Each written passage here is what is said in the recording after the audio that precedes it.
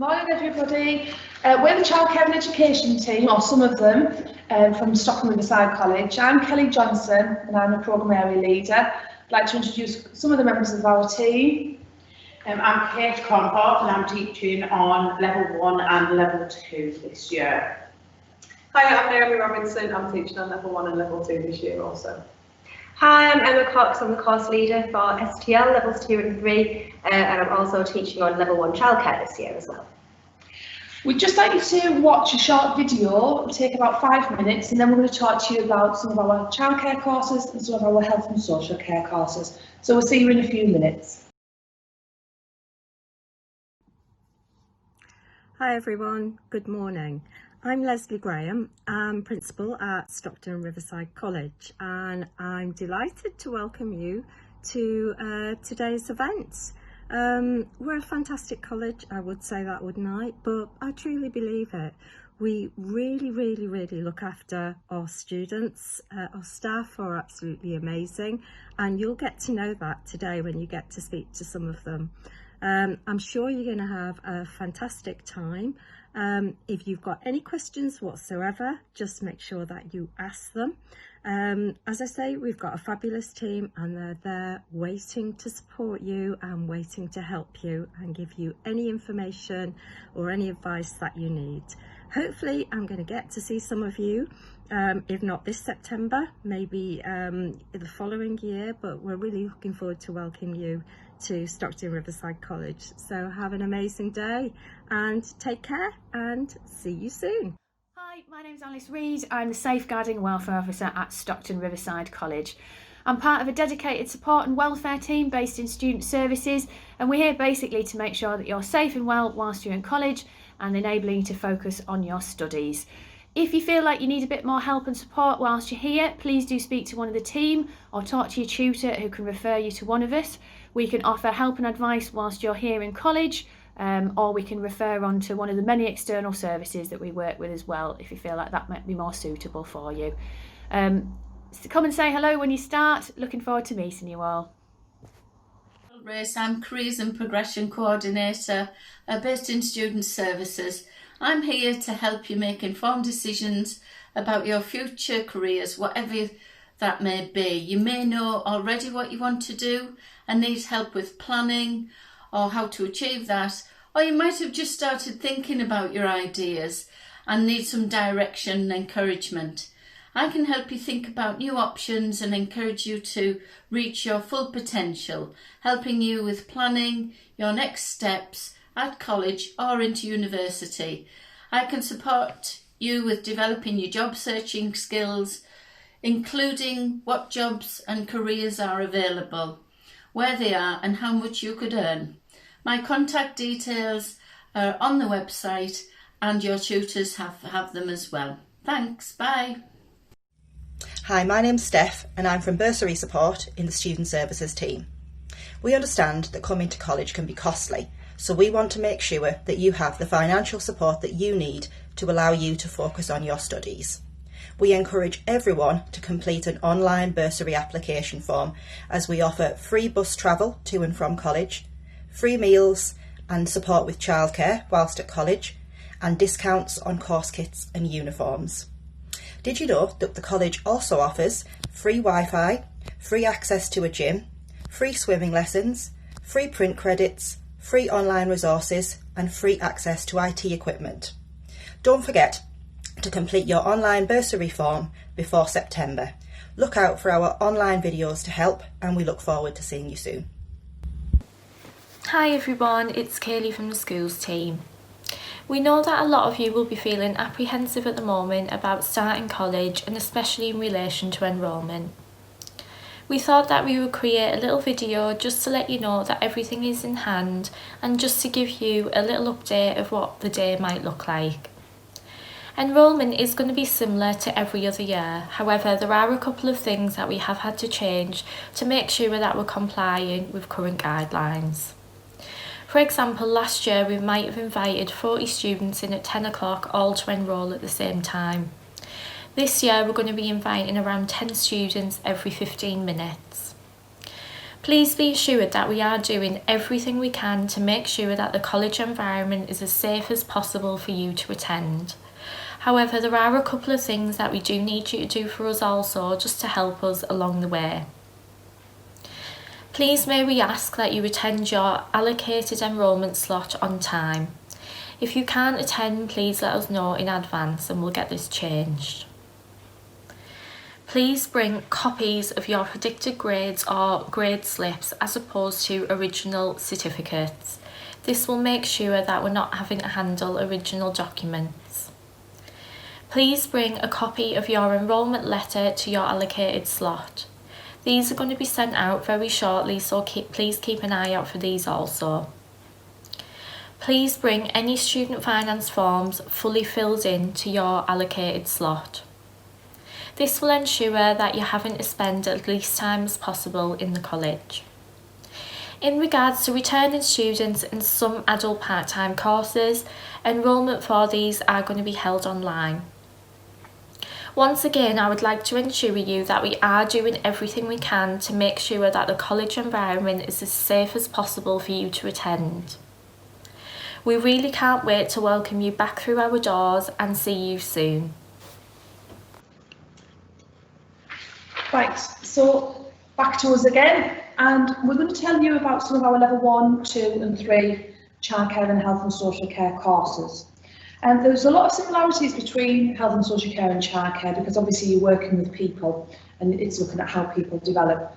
For a level 1 course, you need to have at least 2 passes in your GCSEs. We do expect most level 1 students to have to resit maths and English. So that is already planned within your timetable. A level 1 course is an introduction to the subject. It's not a qualification where you can go out and get a job. You would have to do further qualifications to work in either the health and social care sector or the childcare sector. On level 1, we do try to put you in a placement at the end of your course. The placement isn't compulsory, but it's a really good opportunity to show what you're good at, and quite often students will use that as a platform to go on to an apprenticeship or onto one of our level 2 courses. Health and social care tend to go into health and social care settings, so they might go to care homes and places like that, and the childcare tend to go into a day nursery, and we usually try to do that for a week or 2 weeks after Easter. Level 2 on both courses requires you to have at least 4 GCSEs at grade 4 and above. We do like you to have maths or English, but we do know how challenging that is, and this year in particular is going to be even more challenging. So we have planned that into your timetable. If you get at least a grade 4 in your maths or English, it means you will have some free sessions, free afternoons on your timetable, where you don't have to attend those sessions. Level 2 does have a placement element of it on childcare, and it's a 2 days a week, the placement. That will not start this year until after Christmas. Usually we start that in November, but this year, because of the COVID restrictions, it'll start after Christmas. And like I say, it's 2 days a week in placement. You need to have a minimum of 180 hours, and that's a compulsory placement, compulsory element of your course. When you're in placement on level 2, you tend to be helping a teaching assistant in a school or the nursery assistants within the day nurseries.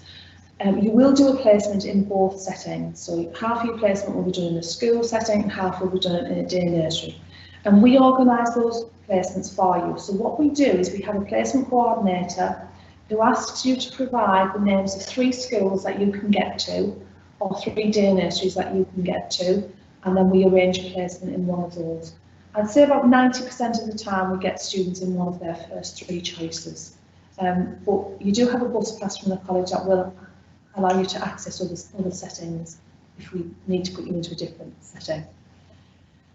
Level 2 health and social care also does some placement, but it's a reduced hours. They don't have to do as many hours as the childcare students. And again, that could be usually in a hospital setting. Occasionally they do use childcare settings.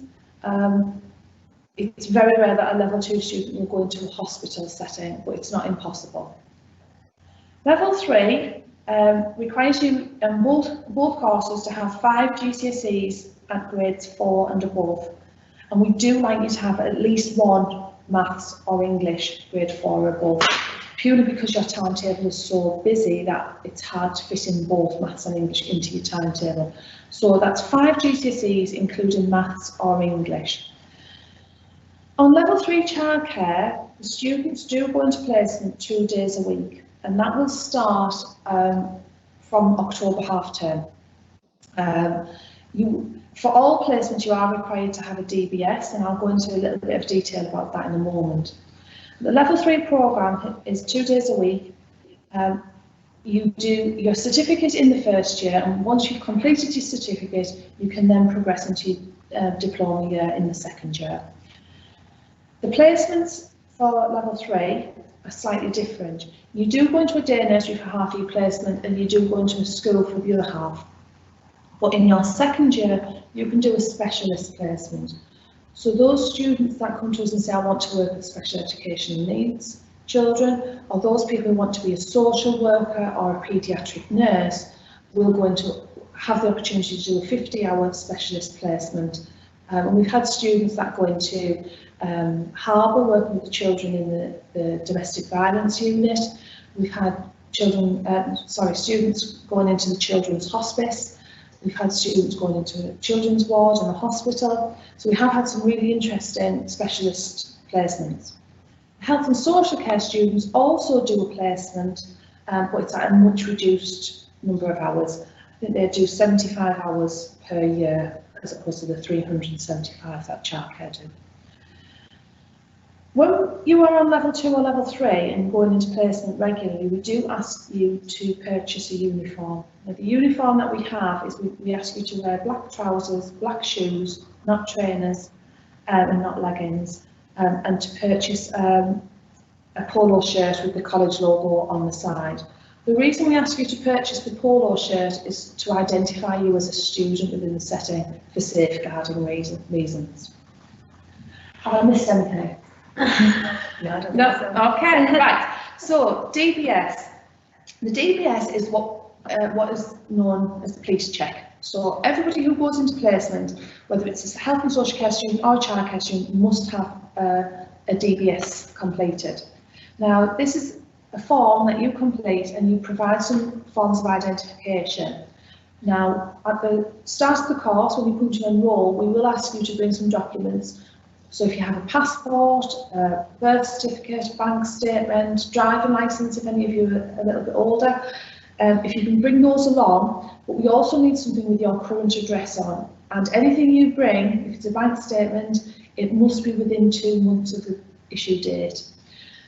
We can't process a DBS until we have those documents. So if you haven't got those things, you haven't got a bank account, now is a perfect time to get those sorted out so that you're ready and you've got all your documents in place before you come to us after exam results. Right, now to the courses, what are you going to do? So, as I said, level 1 is an introduction to childcare, and these ladies here are perfect for telling you what sort of things you do. So if anybody's got any questions, they can answer your questions about the course. Level 1 is a lot of practical activities. So if you can look in the background, you can see some of the displays that our students do. We've got some empty display boards ready for you to fill when you start your course. So we'll teach you about how to do displays in settings. We do practical activities on level 1, such as cooking for children, so how to cook healthy meals for children. But we also do some other modules that are common right throughout all the levels. So on both health and social care and childcare, we will teach you about health and safety. We'll teach you about equality and diversity and communication. We also cover safeguarding on all levels. So from level 1, we look at a basic look at safeguarding, and it'll get in more and more detail as you go through the levels. So that at level 3, you have a really, really detailed understanding of that. We do child development on childcare to help you to understand how a child progresses and how you can plan activities to help them to develop. We also do human development on our health and social care courses. Other modules that we might cover are things like play and learning and child health. You are required to complete all of the units within your qualification to get your certificate. Now, on level 3, you will also do an exam, and it's called a controlled assessment. So it's a bit different to the exams you might have done at school. What happens is you come into the college, and on the first day you are given an assignment brief. So the assignment has a title that tells you exactly what you have to write about in that assignment. And then you have 20 hours to work in exam conditions, so there's no talking, we can't give you any help, you're just working on your own, but you can look at the internet, you can look at books to write that assignment. The assignment then gets sent away to the awarding body and they mark it. So it is an exam, but it's a bit different to having to revise for it. Our students all complete a portfolio. Now, this is probably something that a lot of you haven't done at school. So a portfolio is basically a folder of work. Now, I don't know whether you can see this one here, but in here you've just got all your sections, and in each section you've got your different units that you work on. So the portfolio will be made up of notes from your class, so what you've done in your classroom. So from the start of your course, we will be teaching you how to write good notes so that you can put it in your portfolio. We'll also then give you some written work and written activities. We do expect you to do a little bit of work at home because we want you to put as much in your portfolio as you can. Right, I'm going to pass you over to our lovely ladies now who can tell you anything that I've missed telling you about.